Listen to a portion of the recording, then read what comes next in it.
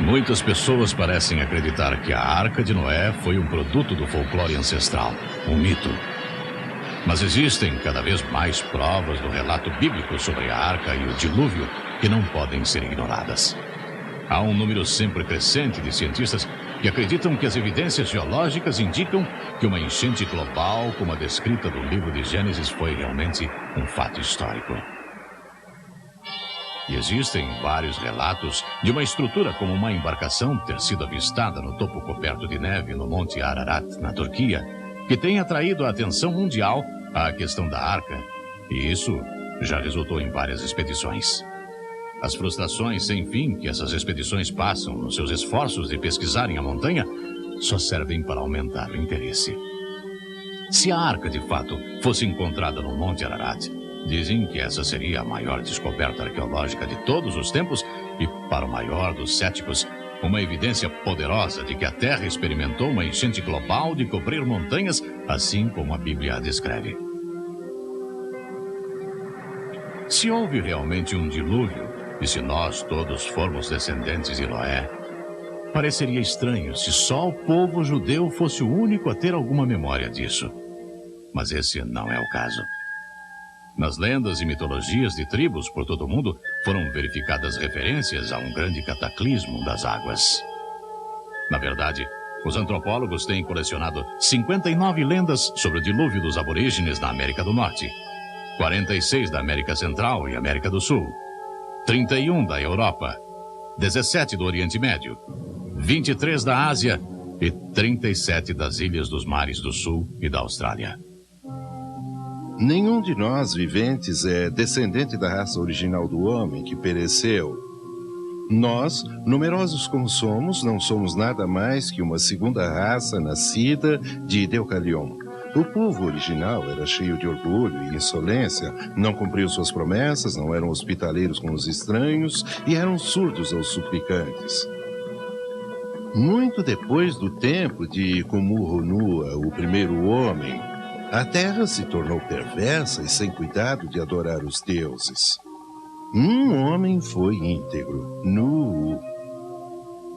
O deus Cronos apareceu para ele num sonho e anunciou que no dia 15 do mês da Ísios, todos os homens morreriam numa enchente.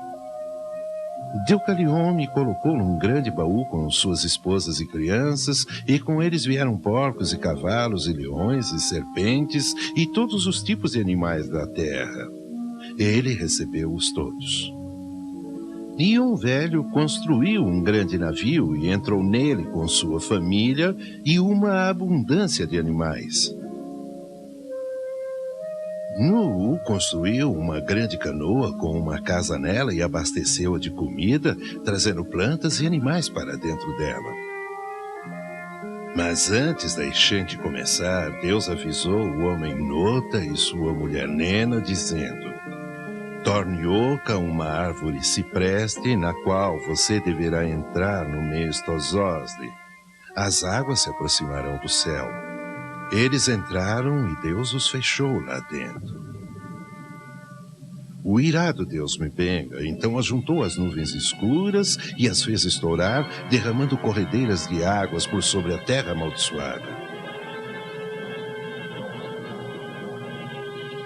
A terra abriu suas comportas de repente, grandes chuvas caíram, os rios transportaram. Os rios partindo-se correram pelas planícies, trazendo consigo as plantações de milho, os túmulos, rebanhos, homens, casas e templos. Como troncos e árvores, os cadáveres flutuavam. Como desovas, os peixes agora ocupavam o mar. Cidades, montes, montanhas lentamente foram submergidas. E agora o mar e a terra não tinham mais marca distinguindo-as. Tudo agora era oceano. O lobo nada com a ovelha.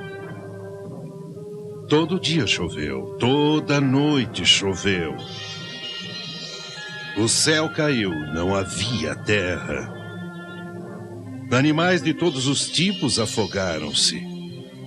Não havia terra. Os pássaros voavam por muito tempo sem achar terra onde repousar. Falhavam suas asas e eles caíam no mar. Deus sobrecarregou a terra de água, exceto Deucalion, que por sua virtude e piedade foi salvo para dar vida a uma nova raça humana. Depois de 1 ano, as águas começaram a baixar. Um vento violento então veio e secou a terra. Ele soltou um corvo que não voltou, ficando para se alimentar dos cadáveres. Porém, mais tarde, retornou com o ramo verde. As pessoas salvas eram 8 e desceram em Mibenga. Mesmo sendo essas lendas antigas frequentemente interligadas com óbvia mitologia, variando nos detalhes, elas concordam em 3 fatos básicos. Houve uma embarcação segura. Houve destruição por águas. E a semente humana foi salva. Hoje, até os cientistas estão relendo as descrições da Arca Bíblica para verificarem se a história foi possível, considerando nosso conhecimento atual da zoologia e nosso conhecimento atual em construção de navios. Alguns dos detalhes mais fascinantes da Arca são fornecidos na Bíblia. E Deus disse: faze uma arca de tábuas de cipreste. Nela farás compartimentos, e a calafetarás com betume por dentro e por fora. E deste modo a farás. De 300 côvados será o comprimento, de 50 a largura, e a altura de 30. Farás ao seu redor aberturas ou janelas de 1 côvado de altura. A porta da arca colocarás lateralmente. Farás pavimentos na arca, um embaixo, um segundo e um terceiro. A maioria dos estudiosos do hebraico acreditam que um côvado tinha aproximadamente 18 polegadas, 39 centímetros. Portanto, a arca teria tido de comprimento 450 polegadas, 135 metros, de largura 75 polegadas, 22 metros e meio, e altura 45 polegadas, 13 metros e meio. Para se obter uma ideia do tamanho dessa arca gigantesca, pode-se compará-la com um típico prédio comercial de 1 andar. A Arca de Noé dizem ter sido a maior embarcação da navegação marítima já construída até o final do século XIX, quando os navios de metal começaram a ser construídos. Ela tem uma proporção do comprimento para a largura de 6:1, que é excelente para sua estabilidade em alto mar. Na verdade, construtores modernos dizem que seria quase impossível ela virar. De qualquer maneira, ela era admiravelmente capaz de navegar pelas terríveis tempestades do ano do dilúvio.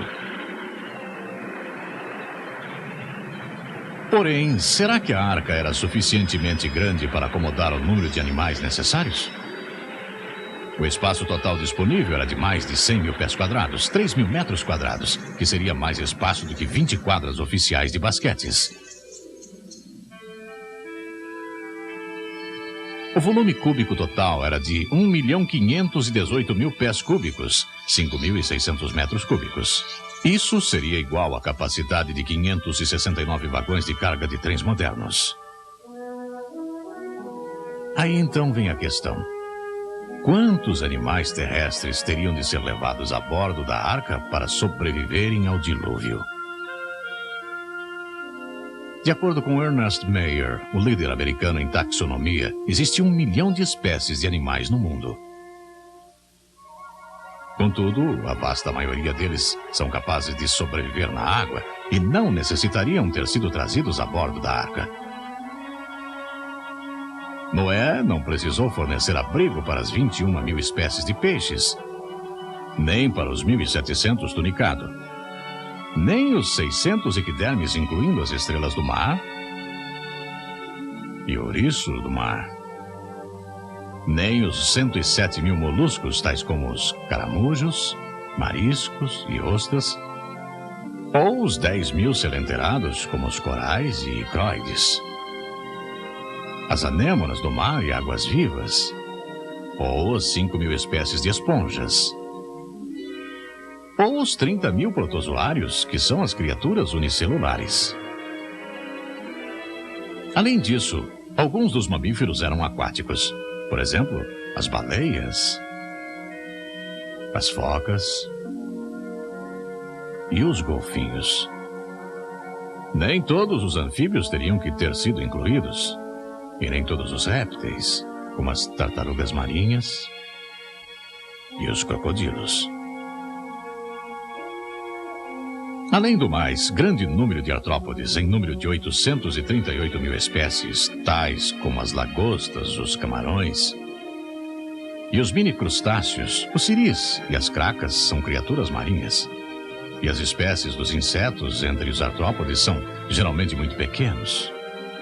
Também muitas das 35 mil espécies de vermes, bem como muitos dos insetos, poderiam ter sobrevivido fora da arca. Os autores Morris e Whitcomb, em seu livro clássico O Dilúvio de Gênesis, afirmam que não mais do que 35 mil animais individuais precisaram entrar na arca. Sejamos generosos e acrescentemos um número razoável para incluir os animais extintos e depois mais alguns para satisfazer até mesmo os mais céticos. Vamos calcular que 50 mil animais estavam a bordo na arca. É claro que esses não precisavam ser os animais maiores, nem os mais velhos. Vamos lembrar que só existem poucos animais bem grandes, como o dinossauro ou o elefante, e esses podiam ser representados por adultos jovens. Calculando que o animal médio seria mais ou menos do tamanho de uma ovelha, e usando o vagão ferroviário para nossa comparação, verificamos que o cargueiro de 2 andares médio acomoda 240 ovelhas. Assim, 3 trens puxando 69 vagões cada teriam amplo espaço para conduzir os 50 mil animais, o que encheria apenas 37% da arca.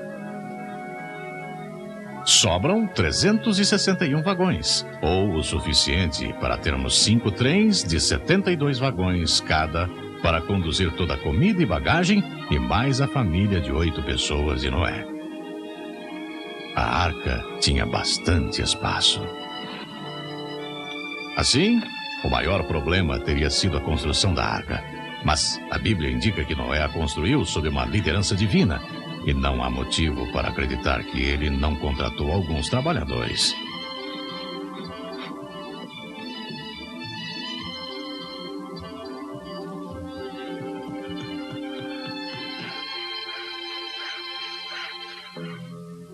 Outro enorme problema apresentado por algumas pessoas seria o recolher dos animais de cada espécie terrestre e trazê-los para dentro da arca. Contudo, o relato de Gênesis indica que foi Deus que reuniu os animais e os trouxe a Noé dentro da arca 2 a 2.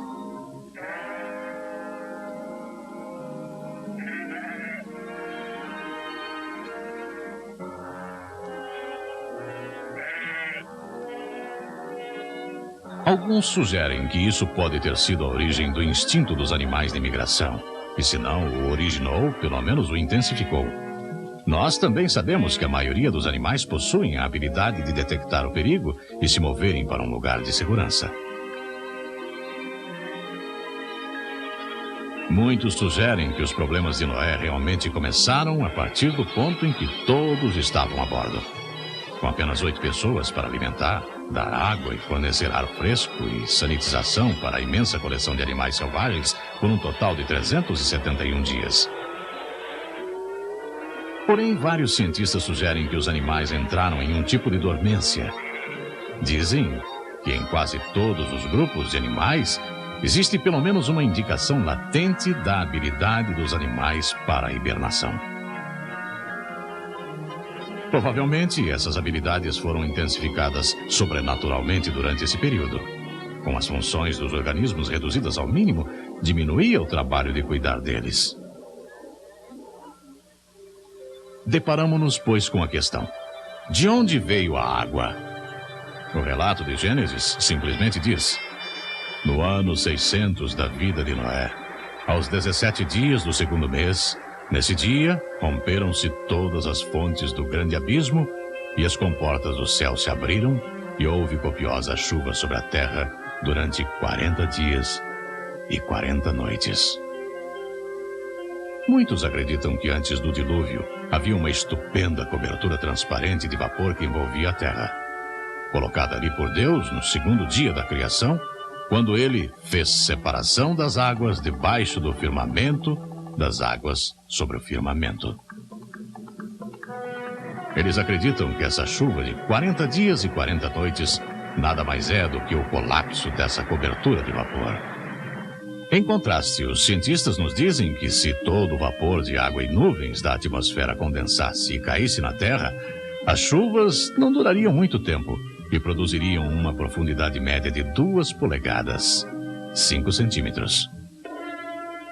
Se uma cobertura de vapor de tal magnitude existisse desde o segundo dia da semana da criação até o dilúvio, então as condições climáticas teriam sido bem diferentes das de hoje.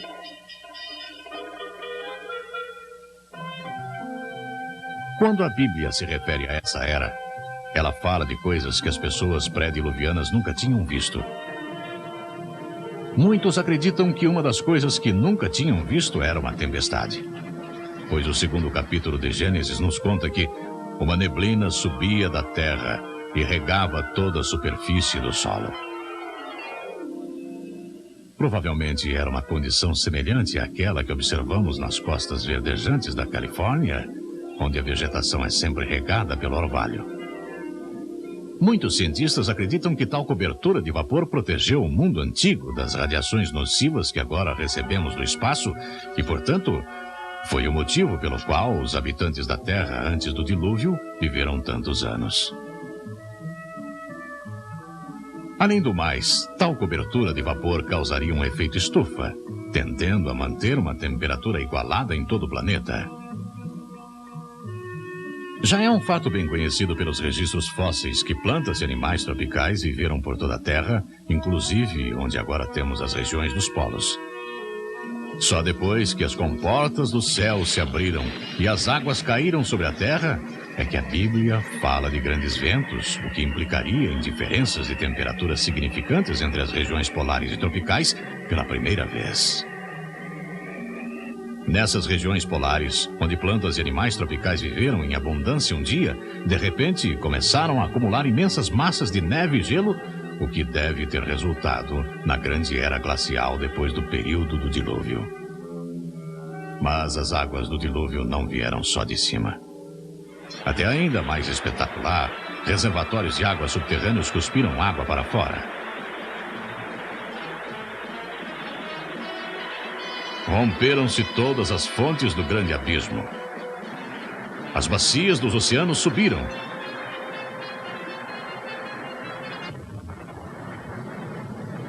Havia enormes explosões expelindo vapores e rochas derretidas.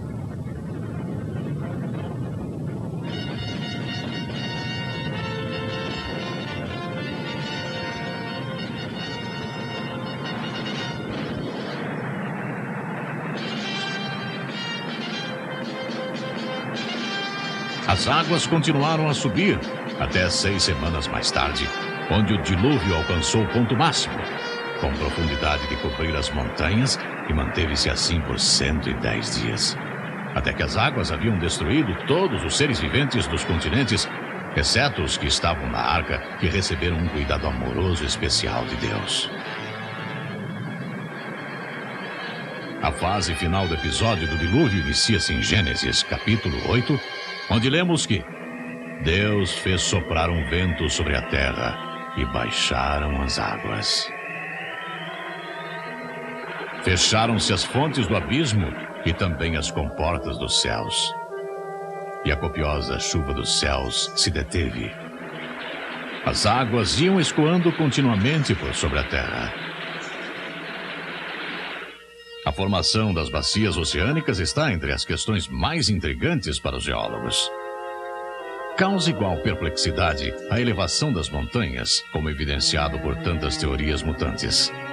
Estudantes de geologia do dilúvio indicam o caráter sobrenatural das origens das montanhas no Salmo 104, que diz: Elevaram-se os montes, desceram os vales, até o lugar que lhes havia preparado. pusesse as águas divisa, que não ultrapassarão para que não tornem a cobrir a terra. Portanto, a Bíblia dá a entender que ao mesmo tempo que a terra estava sendo elevada, as bacias oceânicas estavam sendo afundadas. Porque as águas, ao abaixarem, deixam para trás marcas de níveis, como podemos ver nas beiradas de um reservatório que vai se esvaziando. Assim, nós esperamos ver esse mesmo tipo de marcas na costa dos continentes ao redor do mundo. E isso é exatamente o que encontramos em todos os continentes. Essas antigas marcas de níveis podem até ser vistas claramente ao longo da costa da Califórnia, onde cidades foram construídas em cima delas. Assim também podemos ver esse mesmo efeito terraço ao longo de lagos terra adentro que represaram o restante do dilúvio. Muitos desses lagos acredita-se estarem localizados na parte oeste dos Estados Unidos. Dentre eles está o Lago Bonneville, que cobriu boa parte do estado de Utah. O Lago Great Salt, sendo um dos ainda restantes. Ele ainda mostra 4 marcas de níveis distintas, sendo a mais alta a 350 metros acima do nível atual. Dentre outros lagos do oeste que possuem águas restantes do dilúvio estão o Lago Lahontan, que cobriu grande parte do estado de Nevada, e o Lago Manley, que cobriu o Vale da Morte. Assim como as águas iam se escoando continuamente de sobre a terra, espera-se ver que as águas cortaram imensos vales na terra fofa e não consolidada ao abrirem caminho às bacias oceânicas a que desceram. E isso é exatamente o que encontramos. Praticamente todos os vales de rios são mais fundos e mais largos do que os seus sistemas atuais necessitam, indicando que uma vez carregaram muito maior volume de águas. Na verdade, a maior parte da terra está coberta com água do dilúvio. Mais de 70% da superfície da Terra está submersa a uma média de 3 quilômetros de profundidade. E em certa parte do Oceano Pacífico, a média de quase 12 quilômetros de profundidade. Também existe muita água armazenada na forma de imensos continentes de gelo no Polo Norte e Sul. O dilúvio deixou suas digitais inapagáveis na formação geológica do nosso planeta. Por toda parte, nós vemos camadas após camadas de sedimentação depositadas pela ação selecionadora das águas em movimento. Também encontramos camadas intercaladas de sedimentação e leitos de fósseis. Nós, na verdade, vivemos num vasto cemitério de fósseis. Esses fósseis parecem ter sido formados pelo sepultamento repentino de um tremendo dilúvio que evitou uma rápida deterioração e decomposição em que os minerais reconstituíram suas estruturas celulares. Nossos vastos depósitos de óleo, gás natural e carvão são chamados de combustíveis fossilizados. Evidências indicam que eles são restos carbonizados de grandes massas de plantas e animais marinhos que foram varridos e rapidamente sepultados por toneladas de sedimentos.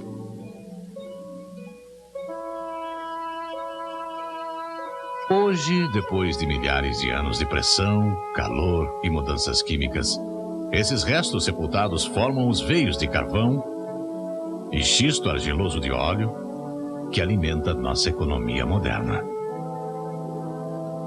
A evidência circunstancial de ter sido a Terra julgada e destruída por uma enchente catastrófica aparece em toda parte da Terra. Contudo, a base central que sustenta nossa confiança na realidade do dilúvio é o registro bíblico.